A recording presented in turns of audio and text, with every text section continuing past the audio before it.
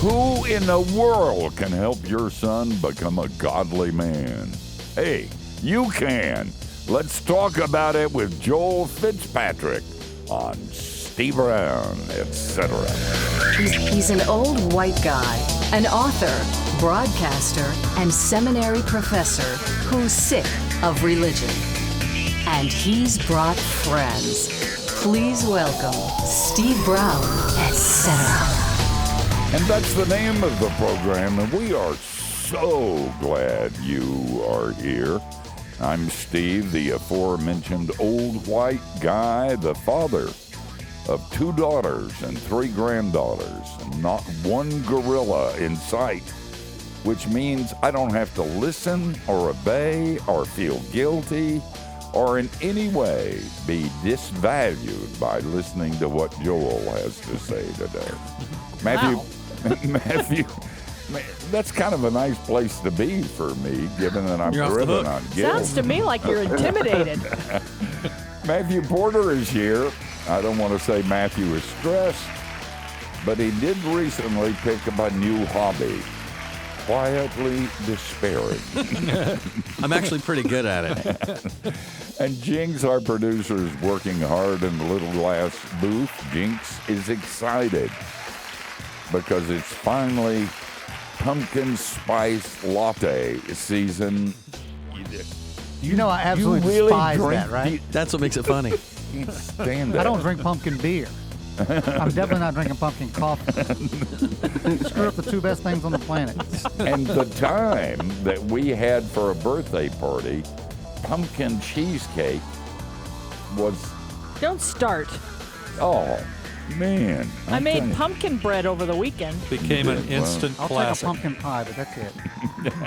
Our video director, John Myers, is the tech in the tech bunker. John is kind of like duct tape. He can fix anything, and he's also sticky. In fact, Only after lunch. this broadcast was almost delayed because he was up fixing something on the roof. He's got good job security, I want you. Right, Dr. Bingham? Oh, absolutely. And Dr. George Bingham is the president of Key Life. George wants me to remind you, every dollar you donate to Key Life gets us closer to hiring a real joke writer. and Kathy Wyatt is the soft feminine side of the program. Her favorite hymn has to do with cakes.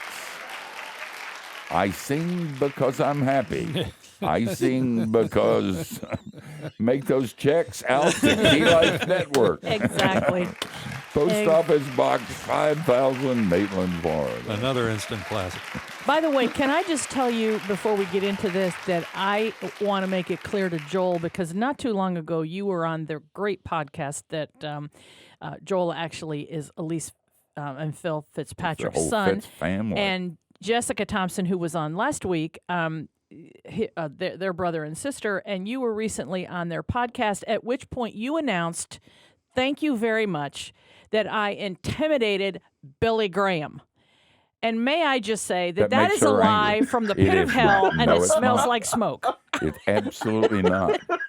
He wanted my private number because he had to confront Kathy to get to me. And I mean, Mr. Graham, and when we get to heaven, he'll tell us the truth. You it is are, not a oh lie. my goodness. It is true, and a long list of others. They're all dead.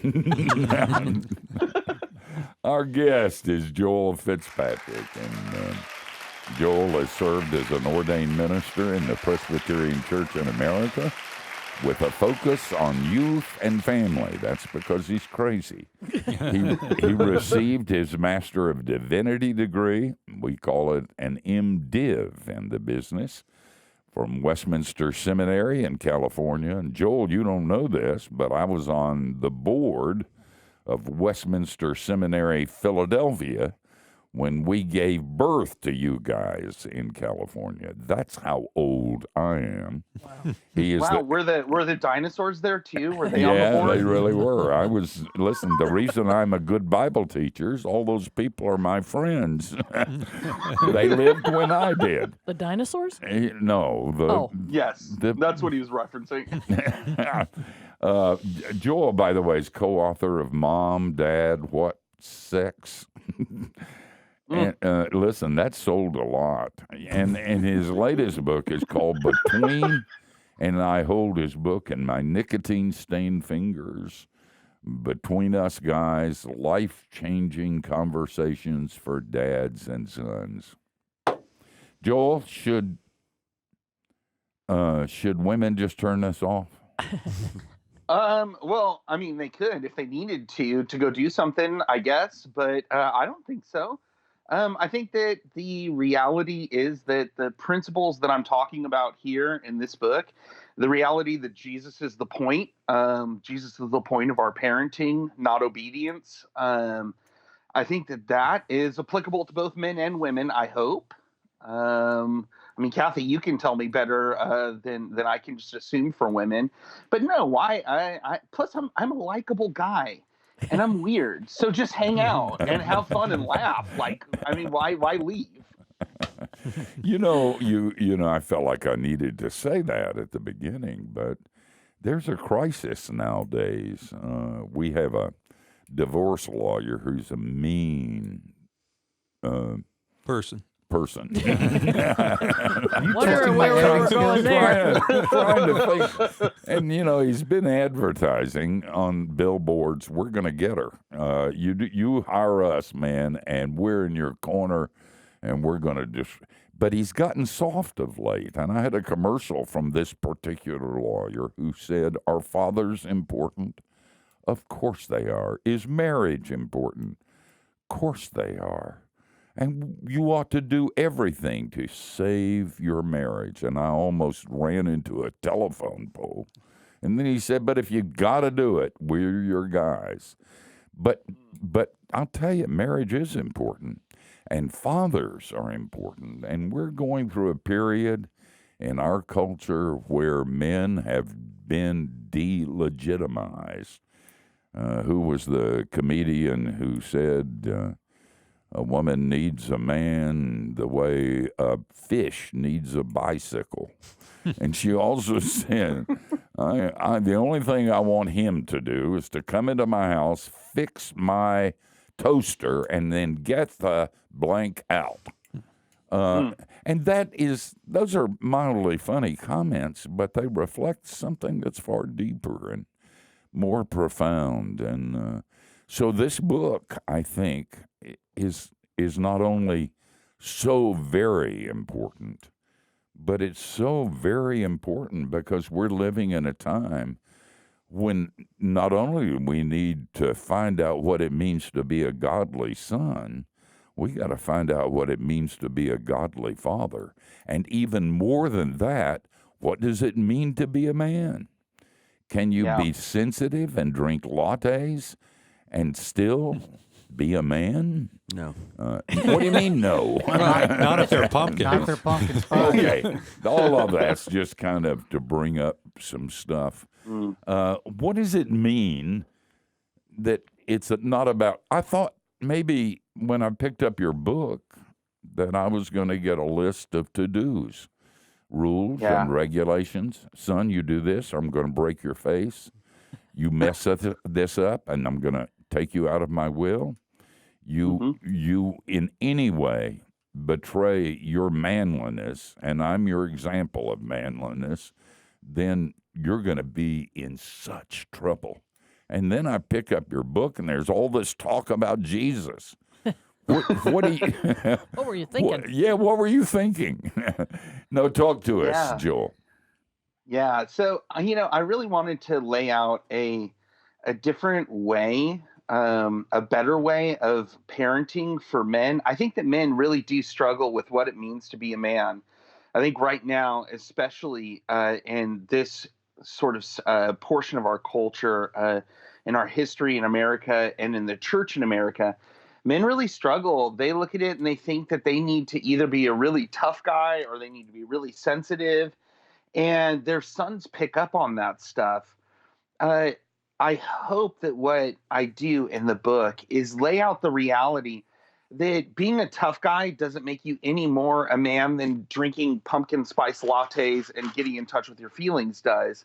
What I hope to lay out is that the biblical picture of manhood is not about being a conquering king or a dominant man or anything like that. The picture of being a man is really found in Jesus, who was the ultimate man. He was the one, not ultimate like he was the best, although he was, but he was the perfect picture of manliness.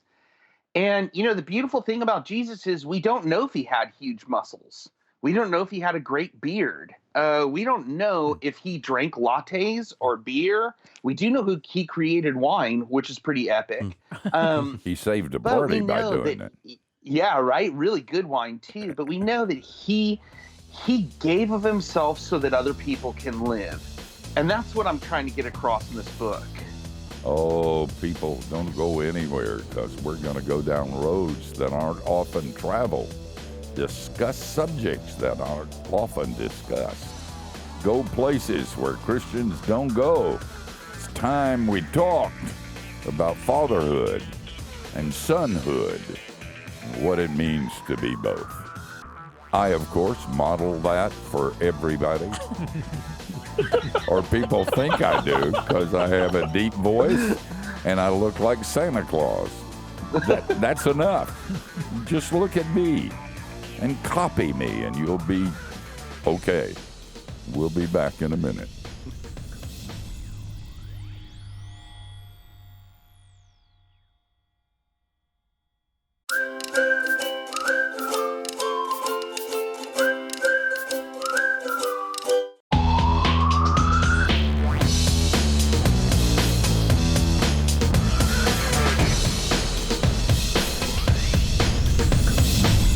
Talking with Joel Fitzpatrick, and his book is Between Us Guys, Life-Changing Conversation for Dads and Sons.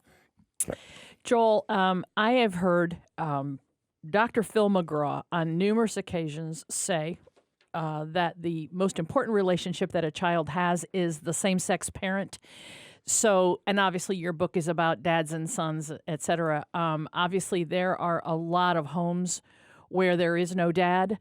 And so obviously, and that certainly is a problem, whether it's a family that has a son or a daughter. I grew up in a home with no dad. So, there are issues there. But for mothers who have sons and there is no dad in the house, and we may even have some of them listening today.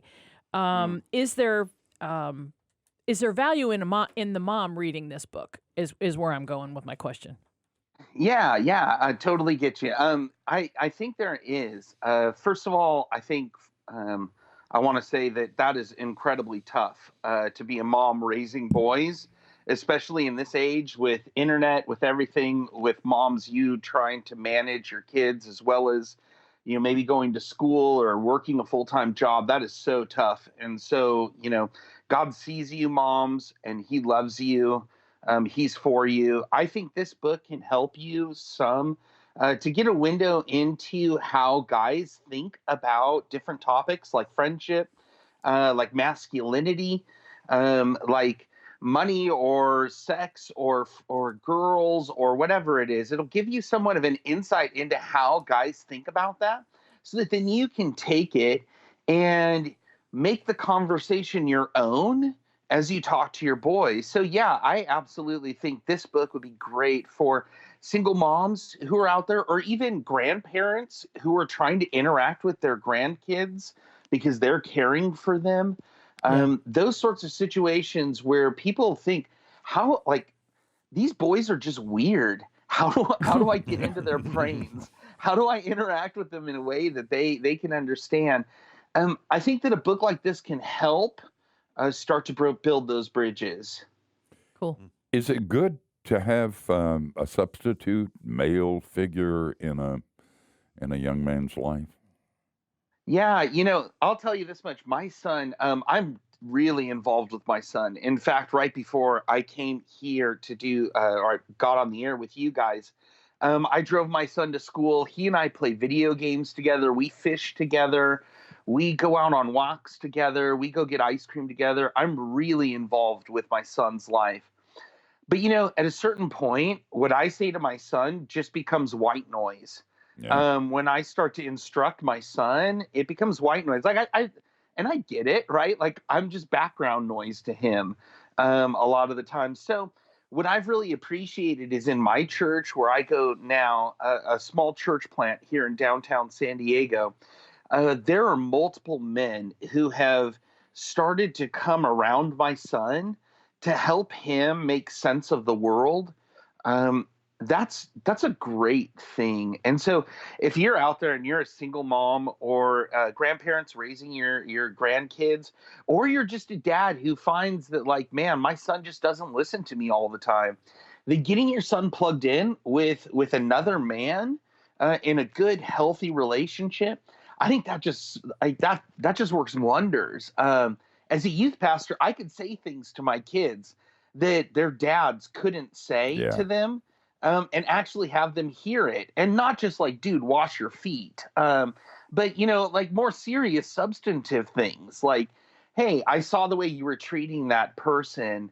I saw the way you were taking advantage of your power in that relationship, and that's just unkind." Um, would you think about that? Would you like me to help you think about that through the lens of how Jesus used his power?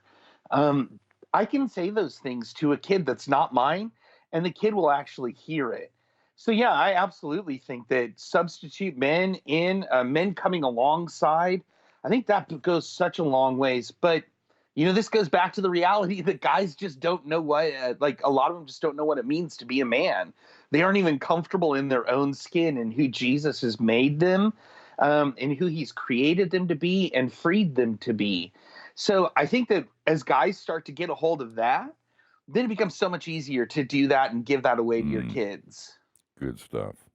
Joel, you've written this as like conversations that father would have with their son, and I was just thinking of maybe a example scenario you could kind of share with us. Say when you really kind of mess up in front of your son, so you're, driving to work, and I'm not saying that this happened to me this morning, but you're anxious Several occasions. you're anxious to get to work, and there's this real idiot in front of you, and the person next to you is obviously trying to cut you off to keep you from switching lanes, and you may utter some things that wouldn't be the best of examples in front of your son, or make certain gestures that just take an imaginary scenario like that. And The Bible says the gospel does not apply in traffic. yeah,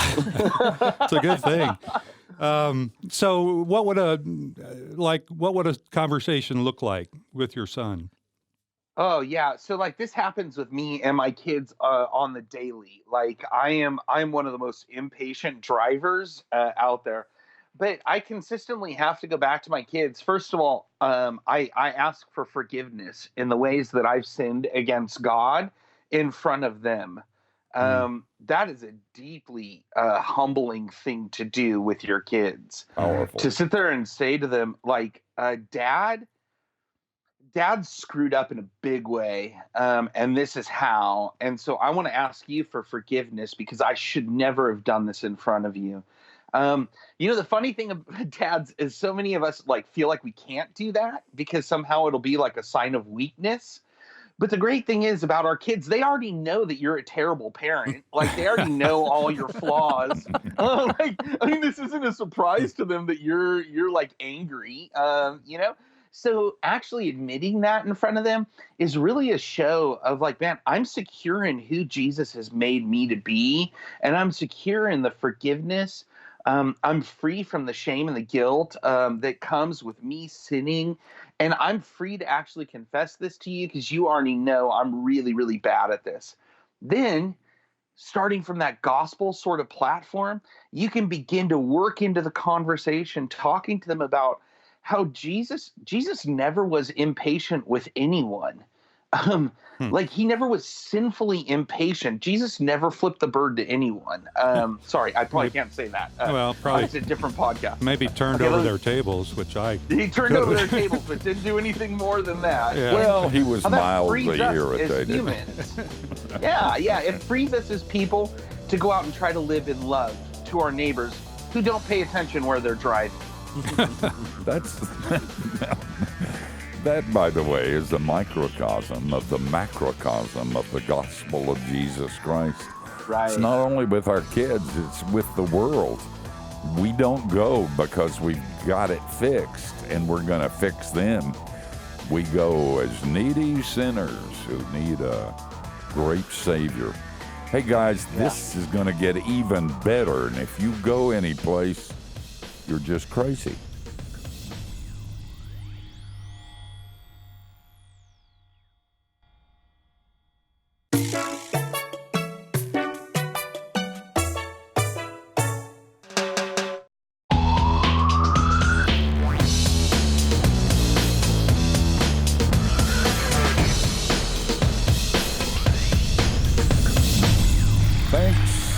Listening to us on Steve Brown, etc. Our guest is Joel Fitzpatrick, and you can find out more from him at Joel Fitzpatrick. Fitzpatrick is spelled as it sounds, FITZPATRICK.co.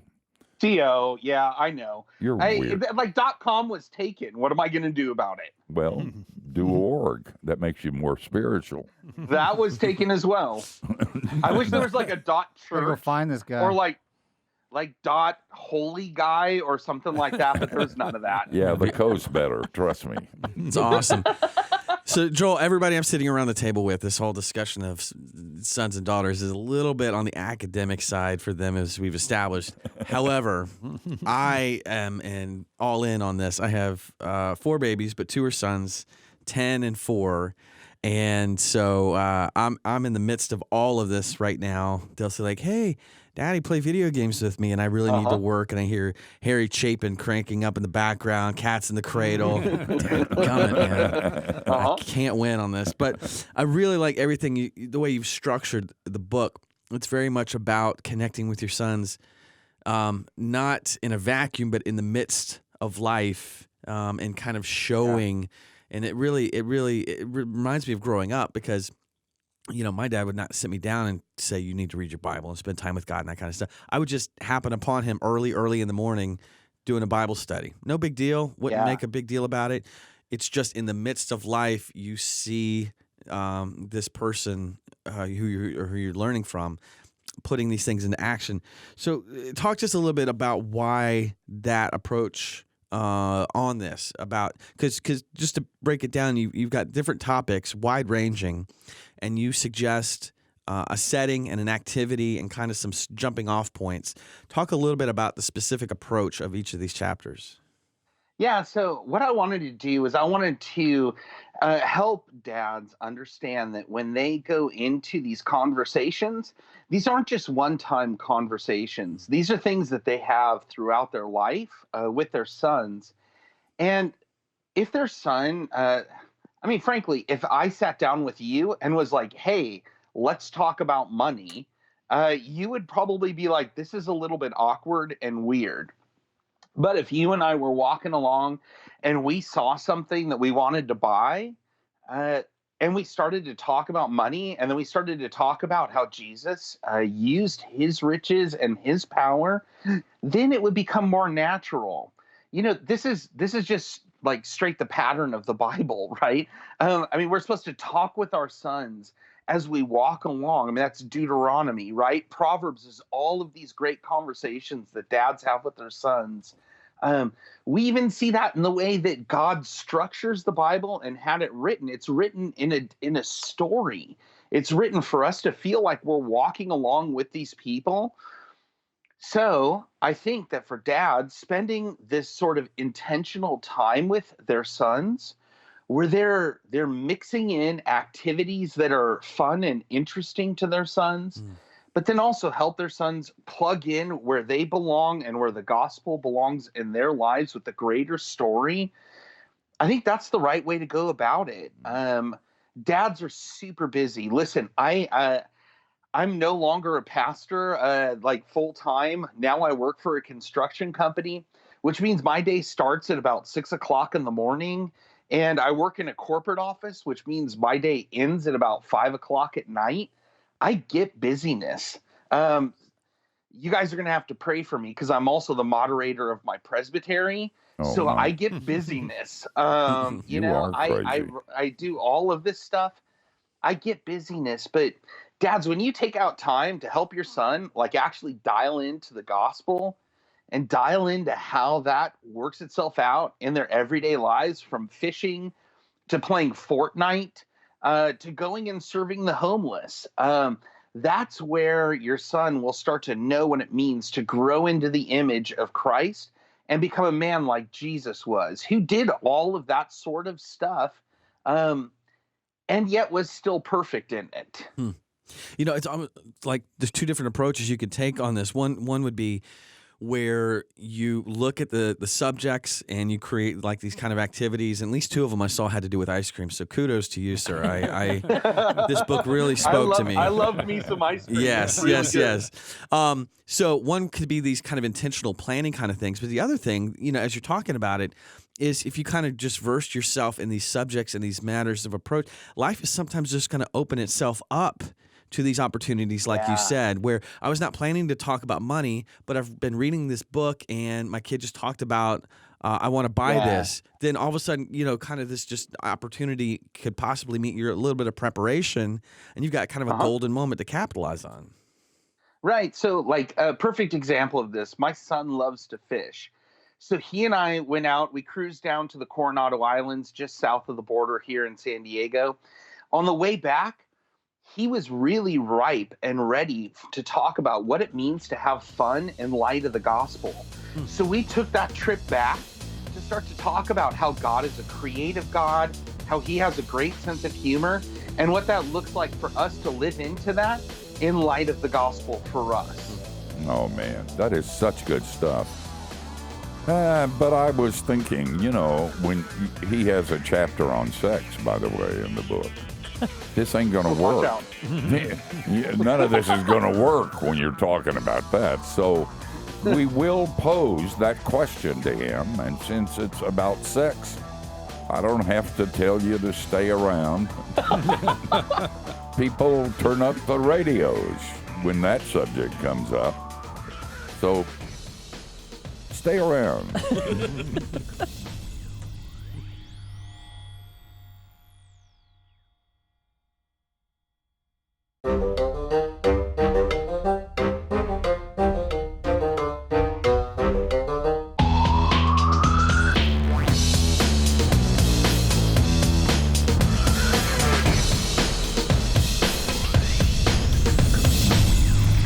You're listening to Steve Brown, etc., and our guest is my friend Joel Fitzpatrick. His book, Between Us Guys, Life-Changing Conversations for Dads and Sons.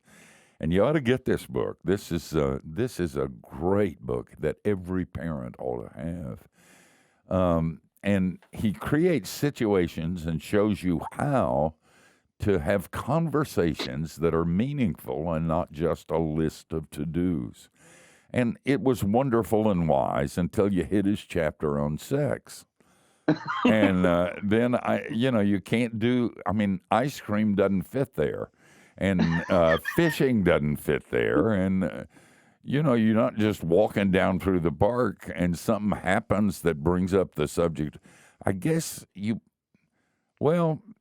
how do you work this? Yeah, where Joel? are you going with this, Mr. Brown? No, I want to know where Joel's going to go with it. Yeah, I think that as parents, we get freaked out by the sex conversation with our kids.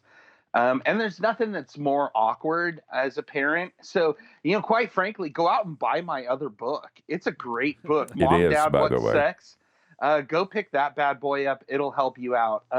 but how do we as dads start to connect with our sons over a topic that, quite frankly, most likely neither of us really want to talk about, but our sons desperately need us to talk about to them?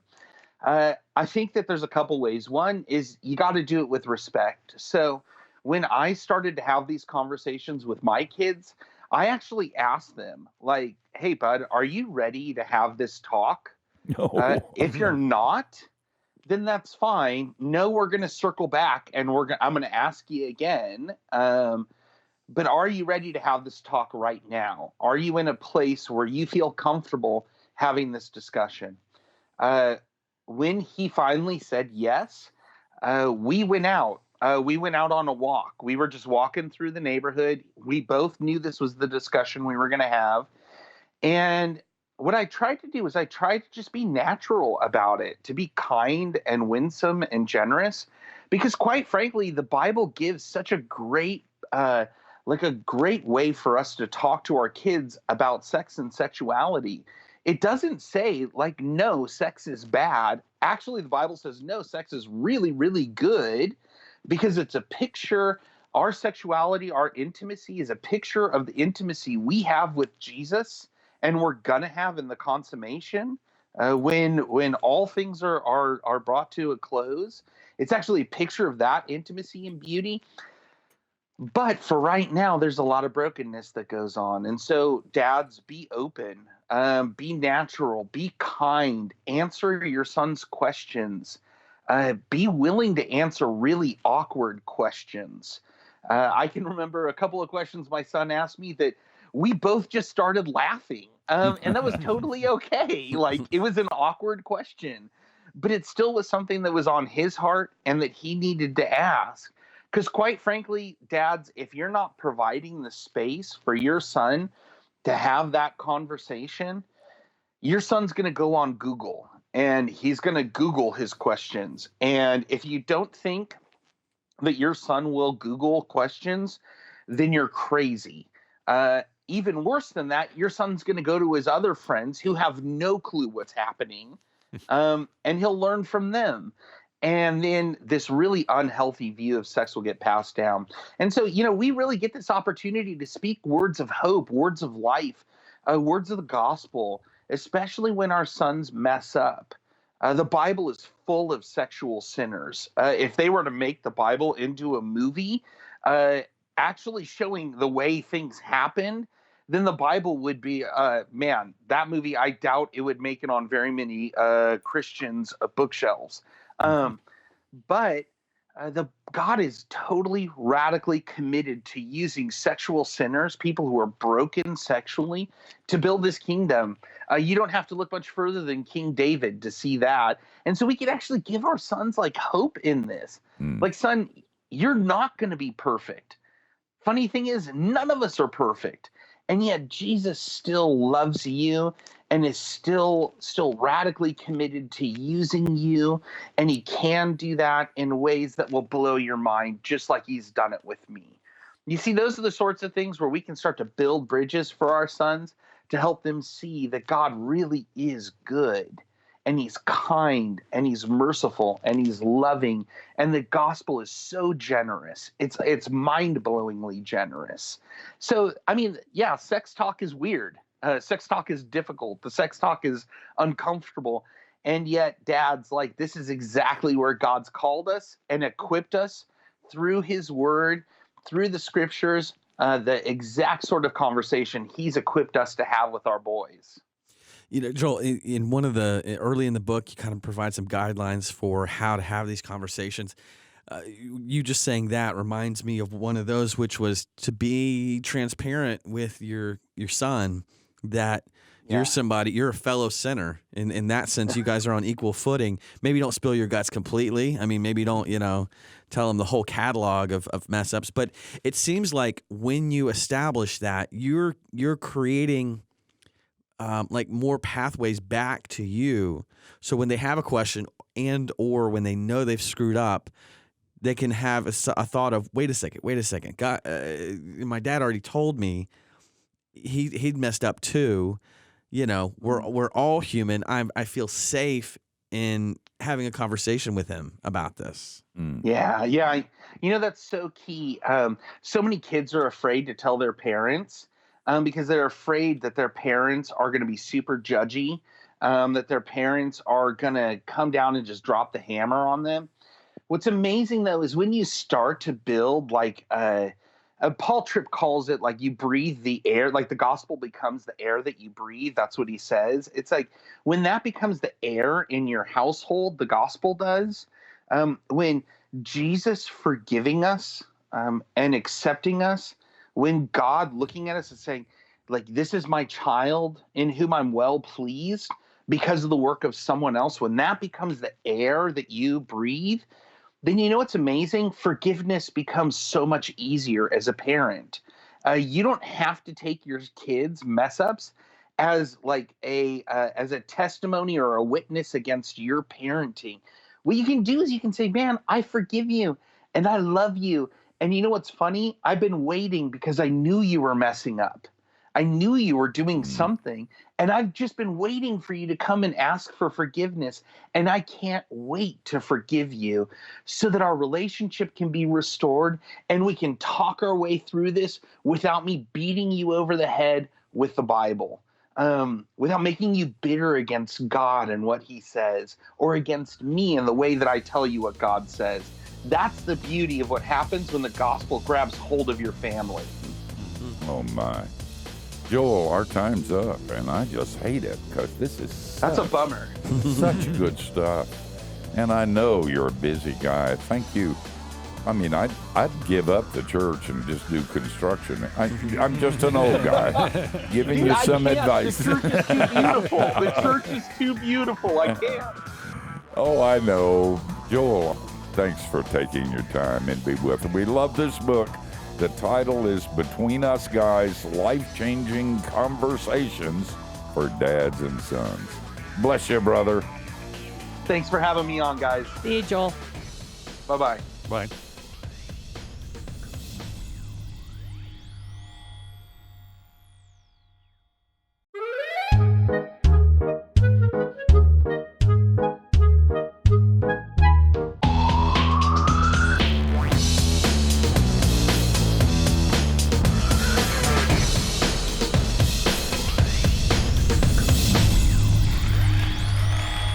What a great hour. Just thoughtful. On the sex thing, it's obvious that Jesus loves me more than he does Joel. If you have girls and granddaughters, their mothers have to have that talk. A guy just gets out of the way. You leave the room, go for a walk. Go down the street and spend some time shooting pool. The mothers have to do that. And there's another advantage. The advantage is, of course, things have changed with the gender thing in bathrooms and restaurants and stuff. But at least when our kids were growing up and our grandchildren were growing up, when the girls had to go to the bathroom, you got to sit there and eat. It's obvious that Jesus loves me a good deal more than he does those of you with boys. Right, George? Absolutely. At least in those two areas. Oh, absolutely. And then it all goes down the tube when they marry a guy and you have lost. It is amazing, and I love the Paul Tripp quote that the gospel's the air we breathe. And when it becomes that, it's not something that you study, it's something that you are. And when that happens in every area of your life, including with your kids and with your husband and your wife and your friends and your preacher, and in every place you go, it becomes the base of what this thing is all about. It irritates me when people say the gospel is cool, but there's other stuff that's important. And I want to say, what was it that Joel said, flip the bird? I just want to say, you're out of your mind, man. You get that, the other stuff will take care of itself. We ought to get a legalist as a guest sometime, a real Pharisee, self-righteous and elitist. Okay. And we can make fun of him. Okay. and feel self-righteous about having done I'll that. keep that in mind. Have to work on it. Who's our guest next week? Next week, we're booting you out of here, and Eric is going to host, and we're going to have Reverend Michael John Cusick, who we actually have had on the program before a number of years ago. He is his ministry is called Restoring the Soul, and he is a licensed counselor, and he's an author. We've talked to him about at least one of his books in the past, but this time Eric's going to pick his brain about who knows what Eric's going to pick his brain about. I mean, can we talk? You never know. So you don't want to miss next week. Don't want to miss it. I certainly won't, but I won't be sitting in this chair. I'll be listening. Hey, guys, don't do anything that we wouldn't do until next week, and that gives you a wide, wide berth.